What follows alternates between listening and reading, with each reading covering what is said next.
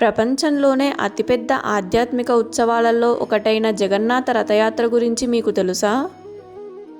ప్రతి సంవత్సరం ఆషాఢ శుక్ల విదియ నాడు ఒడిస్సాలోని పూరీ జగన్నాథ ఆలయం నుంచి ఈ మహారథయాత్ర ప్రారంభమవుతుంది. ఈ యాత్రలో ముగ్గురు దేవతలు 3 వేర్వేరు రథాలలో ప్రయాణిస్తారు. శ్రీ జగన్నాథుడు నందిఘోష రథం, బలభద్రుడు తాళధ్వజ రథం, సుభద్రాదేవి దర్పదలన రథం. ఈ రథాల ప్రత్యేకత ఏమిటంటే ప్రతి సంవత్సరం కొత్త చెక్కతో కొత్త రథాలను నిర్మిస్తారు.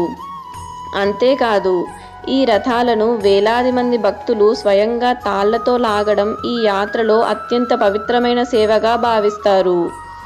అయితే ప్రతి సంవత్సరం కొత్త రథాలనే ఎందుకు తయారు చేస్తారు? రథయాత్ర ఎలా ప్రారంభమయ్యింది? రథయాత్రకు ముందు జరిగే రహస్యమైన ఆచారాలు ఏమిటి? గుండీచ ఆలయానికి ఎందుకు వెళతారు? మహోత్సవంలో జరిగే ప్రతి ఆచారం గురించి రేపు సాయంత్రం 7 గంటలకు వచ్చే పూర్తి వీడియోలో తెలుసుకుందాం. ఇలాంటి మరిన్ని పురాణ, చారిత్రక మరియు ఆధ్యాత్మిక కథల కోసం మన చిన్నూస్ హెరిటేజ్ హబ్ను సబ్స్క్రైబ్ చేసుకోండి.